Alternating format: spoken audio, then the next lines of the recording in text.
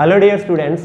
तो आज का हमारा टॉपिक है heating effect of electric current. देखो, heating effect of electric current एक बहुत सिंपल सा ही टॉपिक है कि हम डेली लाइफ में बहुत सारे इलेक्ट्रिकल डिवाइसेस जो हीट प्रोड्यूस करती है, मतलब इस प्रिंसिपल पे वर्क करते हैं, उनको यूज़ करते हैं। लाइक गीज़र, आयरन रॉड मतलब इलेक्ट्रिक आयरन, और हमारे पास क्या है, इलेक्ट्रिक टोस्टर हो गया, ओवन हो गया।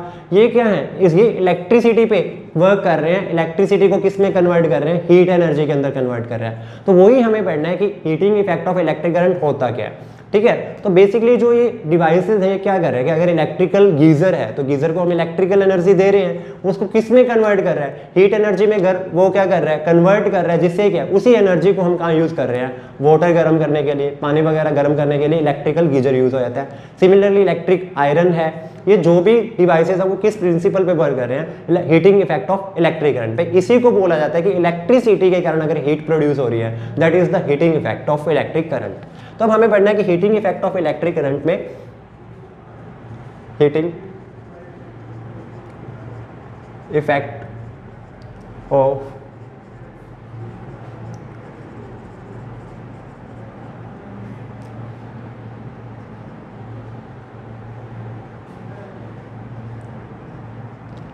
Heating effect of electric current है क्या। तो देखो, अगर हमारे पास सिंपली कोई एक रेजिस्टेंस है, यहां हमने उसको एक बैटरी के साथ कनेक्ट करा, ये की लगा दी, और यहां हमारे पास इसमें क्या है, करंट फ्लो कर रहा है, और ये V वोल्ट की हमारे पास बैटरी है। यहाँ जो करंट फ्लो कर रहा है वो सपोज कर लेते हैं कितना I है। अगर ये जो I करंट फ्लो कर रहा है, मैंने आपको बताया था R क्या है, रेजिस्टेंस, खड्डा है, कि यहाँ पर अगर पोटेंशियल V है और ये 0 है, तो यहाँ V यहाँ 0, मतलब पर कुलम चार्ज को यहाँ से पार करने में V पोटेंशियल, V एनर्जी की जरूरत पड़ती है।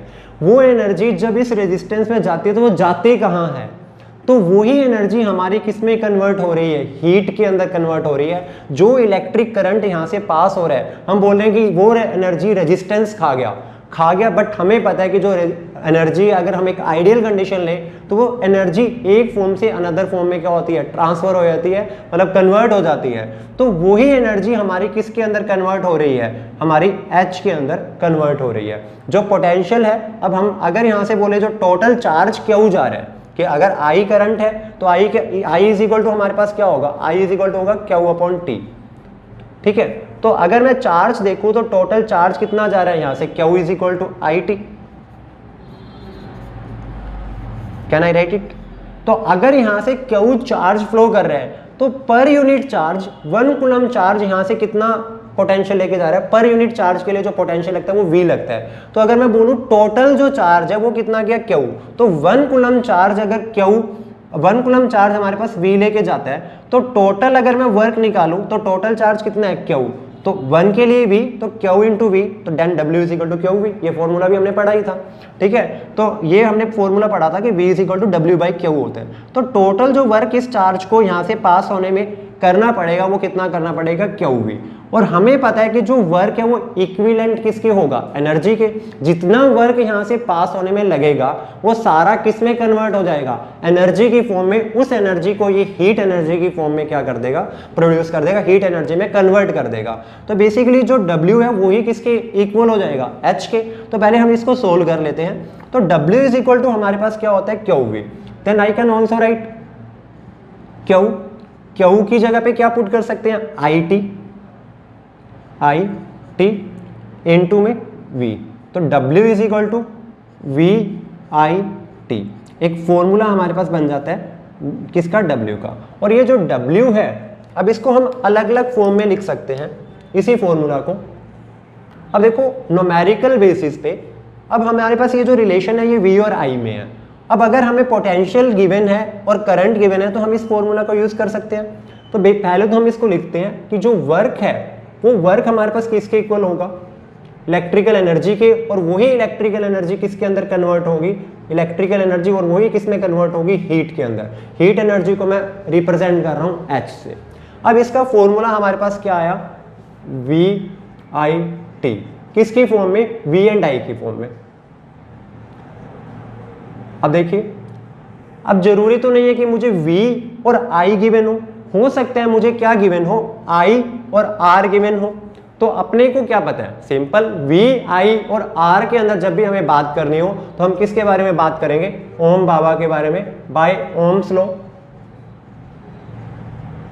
जो हमारे पास V इज इक्वल टू क्या होता है, IR। So I can place IR at the place of V। तो W इज इक्वल टू, या डायरेक्टली H हम लिख देते हैं कि हीट कितनी प्रोड्यूस होगी, V की जगह पे क्या पुट कर सकते हैं, IR। यहाँ पे क्या था हमारे पास, R इंटू टी, देन एक फॉर्मूला बन गया I स्क्वेयर RT। तो ये भी हमारे पास एक फॉर्मूला बन गया किसकी फॉर्म में, I एंड R की फॉर्म के अंदर, ये हमारे पास आ गया। अब इस फॉर्मूला को के अकॉर्डिंग इसी को हम बोलते हैं joules law of heating effect. ठीक है, इसको जूल्स लॉ बोला जाता है, joules law of heating effect. अब यहाँ हमारे एक तीर से दो निशाने हो गए कि हमारे पास क्या, हीट का फॉर्मूला भी आ गया कि हीट एनर्जी का फॉर्मूला I और R की फॉर्म में क्या होता है, I स्क्वेयर RT। हमें ये फॉर्मूला मिल गया और यही हमारे पास उसकी स्टेटमेंट भी है। स्टेटमेंट हमारे पास क्या है कि अगर हमारे पास कोई R वैल्यू का रेजिस्टेंस है, उसमें I करंट फ्लो हो रहा है T टाइम तक, तो उसमें जो हीट होगी वो हमारे पास प्रोपोर्शनल होती है I स्क्वेयर के। तो Joule's law of heating effect हमें क्या बोलता है कि जो हमारे पास हीट प्रोड्यूस होगी R रेजिस्टेंस के ऊपर, वो प्रोपोर्शनल होगी किसके, H proportional to I square, H proportional to R and H proportional to T। तो अब हमें यहाँ से एक चीज मिलती है कि R की वैल्यू जितनी ज्यादा होगी हीट उतनी ज्यादा प्रोड्यूस होगी, ऑब्वियसली वो उतनी ज्यादा एनर्जी खाएगा, उतनी ज्यादा कन्वर्ट करेगा। तो अब हम रेजिस्टेंस को, अब हम अभी तक समझ रहे थे कि रेजिस्टेंस तो वो है जो करंट को अपोज कर रहे हैं, बट हम बहुत सारी डिवाइसेस इसी प्रिंसिपल पे बना रहे हैं। जितनी भी इलेक्ट्रिकल डिवाइसेस जो हीटिंग इफेक्ट प्रोड्यूस कर रही हैं, इलेक्ट्रिकल गीजर, इलेक्ट्रिकल आयरन और टोस्टर, ओवन, जो भी हम यूज कर रहे हैं, वो सब किस पे चल रहा है, इसी के ऊपर। वहाँ रेजिस्टेंसेस लगाए जाते हैं, वहाँ रजिस्टर स्पेशली लगाए जाते हैं जहाँ पे वो क्या कर सके, हीट प्रोड्यूस कर सके, क्योंकि हम क्या चाहते हैं कि इलेक्ट्रिकल एनर्जी किस में कन्वर्ट हो, हीट एनर्जी में। तो ये हमारे पास एक फॉर्मूला बन गया H is equal to I square RT। Okay, तो इसी को हम क्या बोलते हैं, जूल्स लॉ हीटिंग लॉ। ठीक है, joules law of heating effect. अब हम बात करते हैं इसके बाद नेक्स्ट किसकी, इलेक्ट्रिकल एनर्जी की और इलेक्ट्रिकल पावर की। अब देखो इलेक्ट्रिकल एनर्जी तो वही है कि जितना हमारे पास क्या है, वर्क करना पड़ रहा है चार्ज को फ्लो करने में, जो एनर्जी रिक्वायर्ड है उसी को हम क्या बोलेंगे, इलेक्ट्रिकल एनर्जी। अब नेक्स्ट हमारे पास जो टर्म आती है वो आती है इलेक्ट्रिकल पावर, कि इलेक्ट्रिकल पावर क्या चीज है। इलेक्ट्रिक पावर,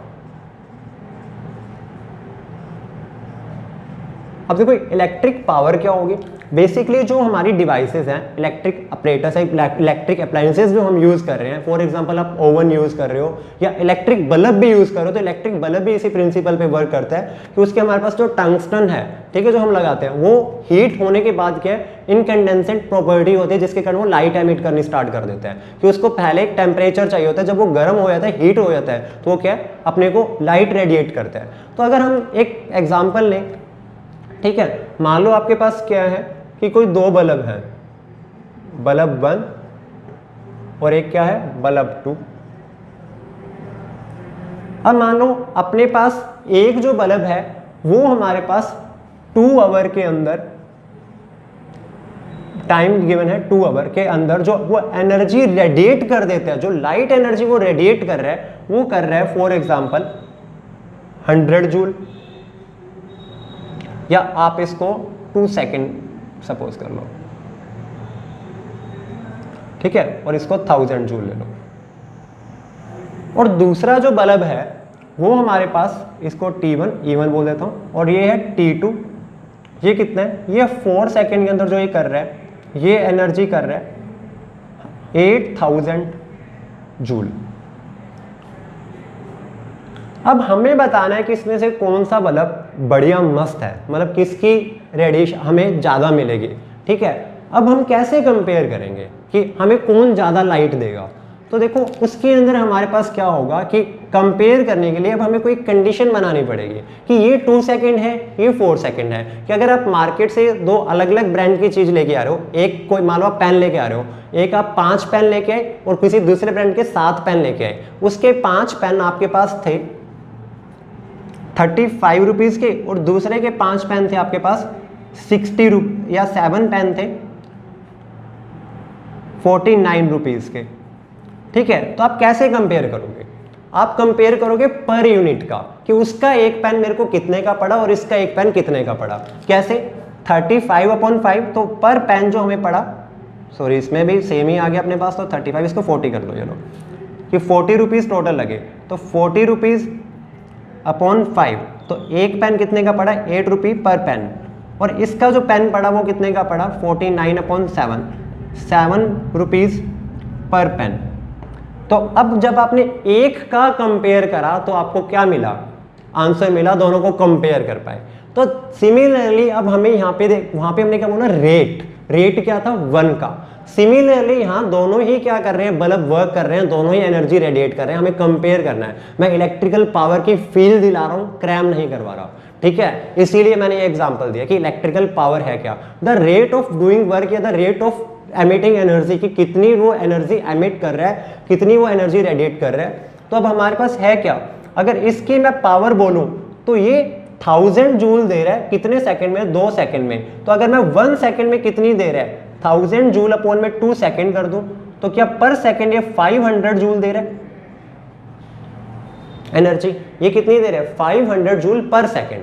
तो ये एक सेकंड में 500 जूल देगा। दूसरे की पावर अगर हम कंपेयर करें, अब पावर क्या यहां से समझ भी आ गया होगा कि 1 सेकेंड के अंदर जितना वर्क करेंगे या जितनी एनर्जी रेडिएट होगी, जितनी इलेक्ट्रिकल एनर्जी वो यूज करेगा, वो हमारे पास क्या है?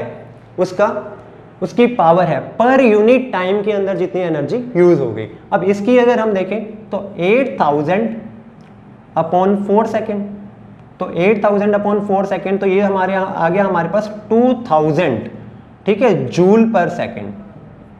अब हम बात करते हैं इसके आगे की, क्या बेसिकली हमारे पास पावर थी क्या। अब हम कंपेयर कर सकते हैं कि इनमें से कौन सा बल्ब ज्यादा चमकेगा। क्यों?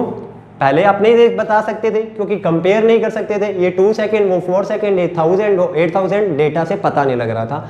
बट जब आपको कंपेयर करने को बोला गया, मैंने आपको क्या बोला कि आप 1 का आंसर निकालो कि 2 सेकेंड में 1000 तो 1 सेकेंड में 500, 4 सेकेंड में 8000 तो 1 सेकेंड में 2000। अब आपके पास क्या है? ये 500 जूल पर सेकेंड एनर्जी रेडिएट कर रहा है और ये 8000 जूल पर सेकंड, सॉरी 2000 जूल पर सेकेंड एनर्जी रेडिएट कर रहा है। तो ऑब्वियसली कौन सा बेटर हुआ? तो बेटर कौन सा हुआ? ये वाला। ठीक है, तो अब हमारे पास पावर किसकी ज्यादा है? पर सेकेंड जो एनर्जी ज्यादा रेडिएट कर रहा है, तो the rate of doing work और the rate of emitting energy और रेडिएट एनर्जी, वो हमारे पास क्या है? इलेक्ट्रिकल पावर है। ठीक है, अब अगर हम इसका सुंदर सा फॉर्मूला लिखें तो हम क्या लिख सकते हैं? वर्क अपॉन टाइम, और we can write electrical energy upon time, कि कितनी इलेक्ट्रिकल एनर्जी यूज हुई, कितने टाइम हुई। तो ये है रेट ऑफ डूइंग वर्क, उसको हम बोलते हैं पावर। अब हम बात करते हैं मोस्ट इंपॉर्टेंट चीज जो इसके अंदर है हमारे पास, यूनिट ऑफ पावर। अब इसको मोस्ट इंपोर्टेंट क्यों बोला? क्योंकि इसके आगे हमें काफी कुछ रिलेट करना है इस यूनिट के साथ कि unit of power, electrical energy की जो हमारे पास यूनिट होगी वो क्या होगी? जूल, क्योंकि वर्क की यूनिट भी जूल, इसकी यूनिट भी हमारे पास क्या होगी? Joule. SI unit joule, time की एसआई यूनिट सेकेंड। तो जूल पर सेकेंड को हम एक न्यू नेम देते हैं वाट। अब आपको ऊपर वाले एग्जाम्पल की फील भी आएगी। हमें ये बताना होता है कि कौन सा बल्ब ज्यादा चमकेगा, तो हम बोलते हैं ये 100 वाट का बल्ब है या 200 वाट का बल्ब है। तो वहां हम उसकी पावर की बात करते हैं, वो पावर बताता है कि हाँ 100 वाट का बल्ब ज्यादा चमकेगा या 200 वाट का चमकेगा। तो ये वाट ही होता है। यहाँ 500 जूल पर सेकेंड, इसको मैं बोल सकता हूँ कि ये 500 वाट का बल्ब है। वैसे काफी ज्यादा हो गया, और ये 2000 वाट का बल्ब है। तो ये कितने? 2000 वाट। ये बल्ब कितने का है? 2000 वाट का है। तो कौन सा ज्यादा चमकेगा? पहले वाला। तो यही हमारे पास क्या है? पावर होती है। तो पावर हमें बताती है कि कौन ज्यादा एफिशिएंट है, कौन ज्यादा क्या है, जिसमें क्या है रेट ऑफ डूइंग वर्क या the rate of emitting energy क्या है ज़्यादा है। ओके, तो अब हम बात करते हैं इसकी यूनिट के बारे में डिटेल के अंदर।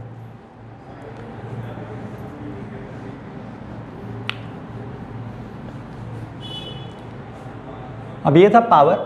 अब अगर हम बात करें कि जो हमारे पास आया यूनिट ऑफ पावर वो कितना आया, जूल अपॉन सेकेंड, इसको हमने क्या बोला, वॉट। तो ये हमारे पास जूल अपॉन सेकेंड जो है वॉट, ये तो यूनिट है पावर की। अगर अब मैं यहां एक हेडिंग लगाता हूं, unit of electric energy of electric energy, unit of electric energy हमारे पास क्या है, यहां तो मैंने जूल लिखा था, क्या होती है, जूल होती है। क्या जूल को मैं वॉट इंटू सेकेंड भी लिख सकता हूं, we can write watt into second, तो ये भी किसकी यूनिट हुई, क्या जूल है, जूल ऐसा यूनिट है। क्या इस फॉर्मूला से मैं जूल को वॉट इंटू सेकेंड लिख सकता हूं, तो ये हमारे पास एक फॉर्मूला क्या बनता है कि जूल जो होता है वो हमारे पास वॉट इंटू सेकेंड होता है। अब हम बात करते हैं कि हमारी कमर्शियल यूनिट क्या होती है। हमारे घर पे जो बिल आता है तो वो किसके अंदर आता है, थोड़ा सा सोचो कि हमारे हम बोलते हैं कि इस मंथ हमारी इतनी इलेक्ट्रिसिटी यूज हुई, वहां एक वर्ड यूज करा जाता है कि 400 यूनिट, 400 यूनिट, एक वर्ड यूज करा जाता है यूनिट। क्या बोलते हैं कि हमारी 400 यूनिट लग गई, इतनी यूनिट लग गई। तो कमर्शियल यूनिट क्या है, कमर्शियल यूनिट ऑफ, अब लिखूंगा नहीं, थोड़ा सा सस्पेंस छोड़ रहा हूं कि वो क्या यूज करा जाता है, यूनिट। ठीक है, ये यूनिट ही यूनिट है, ठीक है, इसका नेम ही यूनिट है और वैसे भी ये क्या यूनिट है, किसकी। अब ये यूनिट किसकी यूनिट है, अब ये क्वेश्चन है कि जो हम बोल रहे हैं हमारे घर पे, अब बहुत इंटरेस्टिंग क्वेश्चन है कि हमारे घर पे जो बिल आता है बिजली का, ये इलेक्ट्रिसिटी का हम बोलते हैं जो बिल आ रहा है, वो किस चीज का बिल आता है, क्या इलेक्ट्रिकल एनर्जी का आता है या इलेक्ट्रिकल पावर का आता है। Pause your screen for 5 second and think about it कि किसका बिल आता है, वो इलेक्ट्रिकल एनर्जी का आ रहा है या इलेक्ट्रिकल पावर का आ रहा है। वहां बिल आता है यूनिट्स के अंदर कि आपने 400 यूज करी है, या हम बोलते हैं कि एसी इतनी यूनिट खाता है, ये इतनी यूनिट खाता है, तो वो यूनिट है क्या असल के अंदर, फील द कंसेप्ट, क्या चीज है वो। तो देखो वो यूनिट होती है हमारे पास kWh। मैं आप बता देता हूं कि 1 यूनिट जो होता है वो 1 किलोवाट आवर के इक्वल होता है। अब आप इसको देख के सोचो कि वो किसकी यूनिट हो सकती है, कि किलोवाट की, वाट है तो 1 वाट है, वाट किसको बोलते हैं, अपने पावर की यूनिट। अगर किलोवाट का मतलब 1000 वाट हो गया। अब अगर उसको मैं आवर मतलब टाइम से मल्टीप्लाई कर रहा हूं, तो इलेक्ट्रिकल एनर्जी में हमारे पास क्या होता है, पावर की यूनिट को टाइम से मल्टीप्लाई। कि अगर हमारे पास पावर का फॉर्मूला क्या था, यहाँ पे ये रहा था, या यहाँ लिख भी देता हूँ कि पावर जो हमारे पास है वो क्या होती है, इलेक्ट्रिकल एनर्जी अपॉन टाइम। तो इलेक्ट्रिकल एनर्जी जो है क्या, उसको पावर इंटू टाइम लिख सकते हैं हम। तो पावर जो यूनिट है, पावर की यूनिट तो होगी किलोवाट, कि किलोवाट का तो सिंपल मीनिंग हो गया कि वॉट को 1000 से अगर हमने मल्टीप्लाई करा है, तो सॉरी वॉट को 1000 वोट को हम क्या बोलेंगे 1 किलोवाट। और टाइम कितना ले लूं, 1 आवर, कि 1 आवर के अंदर अगर 1000 वॉट क्या हो रही है, इलेक्ट्रिकल एनर्जी रेडिएट हो रही है, तो हम उस टाइम पे जो टोटल एनर्जी है उसको क्या बोलेंगे 1 किलोवाट आवर। तो मतलब ये यूनिट किसकी है, पावर की, और ये यूनिट किसकी है, टाइम की। तो पावर इंटू टाइम, तो ये यूनिट किसकी बनी, 1 यूनिट जो यूनिट है वो इलेक्ट्रिकल एनर्जी की यूनिट है। हमारे घर पे जो बिल आता है वो इलेक्ट्रिकल एनर्जी की फॉर्म में आता है, मतलब वो क्या आता है, एनर्जी का आता है, पावर का नहीं आता। शायद हमारे माइंड में ये चलता है कि वो पावर का बिल होगा, पावर का होगा, नहीं, वो इलेक्ट्रिकल एनर्जी का होता है। ठीक है, ये यूनिट किसकी है, commercial unit of electrical energy.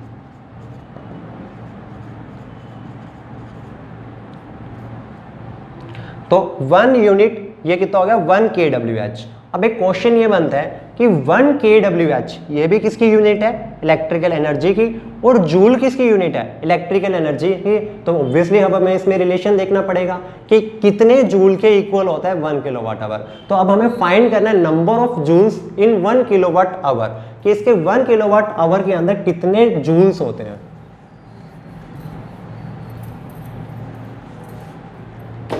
तो देखिए number of joules in 1 kilowatt hour, heading लगा देते हैं। तो देखिए 1 किलोवाट आवर को हम कन्वर्ट कर देते हैं किसके अंदर, जूल के अंदर। अब 1 किलोवाट का मीनिंग क्या हुआ, 1000 वाट लिखा जा सकता है इसको। आवर, अब हमें पता है अगर जूल में कन्वर्ट करना है तो जूल होता है वाट इनटू सेकंड, तो वाट हमें मिल गया। अगर टाइम को हम सेकंड में पुट करें तो क्या जूल के अंदर आंसर आ जाएगा, सिंपल। तो हम क्या लिख सकते हैं, आवर को 1 आवर में कितने सेकंड्स होते हैं, तो 1 आवर में 60 मिनट्स, फिर उन 60 मिनट में कितने 60 सेकंड। तो अगर पहले मैं 60 से मल्टीप्लाई करूं तो मिनट में कन्वर्ट हो गया, 1 आवर में 60 मिनट, उसको फिर से 60 से मल्टीप्लाई करूं तो वो किसमें, सेकंड में कन्वर्ट हो गया। तो क्या ये बन गया 60 इंटू 60 3600 इंटू 1000 वाट इंटू सेकेंड। तो ये हमारे पास क्या बन गया 36 इंटू 2 और ये 3 जीरो 36 इंटू 10⁻⁵ 1 kWh कितने जूल के इक्वल होता है, 36 इंटू 10⁻⁵ जूल के इक्वल होता है। और इसको और सही से लिखने का जो तरीका है वो हम लिख सकते हैं 3.6, क्योंकि जो साइंटिफिक मेथड होता है पावर्स वगैरह वाले नंबर को लिखने का वो होता है कि आप 1 के बाद पॉइंट लगाओ, ठीक है। अगर मैं 36 को 3.6 बना रहा हूँ, 10 टाइम्स डिक्रीज कर रहा हूँ, तो वैल्यू तो सेम रहनी चाहिए ना, इसी को लिखना है। तो अब अगले वाले नंबर को आप 10 से मल्टीप्लाई कर दो ताकि जो वैल्यू वो सेम रहे। तो 3.6 इंटू 10⁻⁶ भी लिखा जा सकता है। ये हमारे पास क्या होता है, रिलेशन होता है 1 kWh जो हमारे पास होता है वो 3.6 इंटू 10⁻⁶ जूल के इक्वल होता है। ओके, अब हम देखते हैं इसके ऊपर कुछ न्यूमेरिकल्स, और न्यूमेरिकल्स का पहले मैं आपको टाइप बता देता हूँ, उसका कंसेप्ट बता देता हूँ कि कैसे हमें फाइंड करना होता है। अब हमारे पास क्वेश्चन आते हैं कि आप एक घर पे बल्ब यूज हो रहा है, वो 2 आवर्स डेली यूज होता है, वो इतने वाट का है, तो आप बताओ उसका कितना बिल आएगा एक मंथ का। कि कोई गीजर है वो इतने वाट है, इतने किलो वाट का है, वो इतनी देर के लिए डेली यूज होता है, इतने आवर्स डेली यूज हो रहा है, तो उसका कितना बिल आएगा। तो अब देखो उसमें हमें बिल निकालना है, तो क्या बोलेगा कि उसके एक यूनिट का जो रेट है, कि मतलब पर यूनिट जो उसका रेट है कि एक यूनिट 7 रुपीज की है, तो आप बताइए कि कितना बिल आएगा। तो वहाँ हमारा जो पर्पज होगा, पहले हमें इलेक्ट्रिकल एनर्जी निकालनी पड़ेगी क्योंकि कमर्शियल हमें निकालना है। तो हम पहले क्या निकालेंगे, kWh के अंदर आंसर फाइंड करना होगा कि कितनी इलेक्ट्रिकल एनर्जी। kWh को ही हम क्या बोल देंगे, उसकी units number of units find करेंगे, और नंबर ऑफ यूनिट्स फाइंड करने के बाद पर यूनिट बिल, मान लो फॉर एग्जांपल एक यूनिट का 7 रुपीज है, तो उसको 7 से मल्टीप्लाई कर देंगे तो हमारा बिल आ जाएगा घर का, ठीक है। तो अब देखो उसके लिए आपको kWh में फाइंड करने के लिए आपको करना क्या होगा, आपको क्या फाइंड करना है, इलेक्ट्रिकल एनर्जी। अगर इलेक्ट्रिकल एनर्जी आप किस में फाइंड करना चाहते हो, यूनिट के अंदर, इसका आंसर आप यूनिट में चाहते हो, यूनिट को हम kWh भी बोल सकते हैं क्योंकि kWh क्या होता है, 1 यूनिट के इक्वल होता है। तो ये हम इसको कैसे निकालेंगे, power into time. Electrical energy का फॉर्मूला क्या था, पावर। अब उसके लिए जो आपके पास पावर है वो किस में होनी चाहिए, kWh में होनी चाहिए, और जो टाइम है, सॉरी kW में होनी चाहिए, किलोवाट में, और जो टाइम है वो किस में होना चाहिए, आवर में। तो जब दोनों मल्टीप्लाई होंगे तो इलेक्ट्रिकल एनर्जी किस में आ जाएगी, kWh में। अब अगर आपको क्वेश्चन वाट में गिवन है तो क्या कर सकते हो, सिंपल, कि अगर E को kWh में फाइंड करना चाहते हो, ठीक है, ये मैं ब्रैकेट्स में यूनिट लिख रहा हूँ, फाइंड करना चाहते हो, बट आपको क्वेश्चन में वो वाट दे दिया, तो आप क्या करो, 1000 से डिवाइड कर दो, वो किस में कन्वर्ट हो जाएगा, किलोवाट में। तो पावर आप किस में लिख दो, पावर को आप लिख दो वाट में, ठीक है, इनटू टाइम को आप लिख दो आवर में, कि आवर देगा कि इतनी देर के लिए आप कोई बल्ब यूज कर रहे हो, अपॉन में क्या लिख दो 1000। तो अब वाट अपॉन 1000, क्या इसको फिर से किलोवाट लिख सकते हैं, वही फॉर्मूला बन जाएगा। तो ये हमारे पास मोस्ट इंपॉर्टेंट फॉर्मूला है, किसके लिए, हमारे न्यूमेरिकल्स के लिए, स्पेशली फॉर न्यूमेरिकल्स।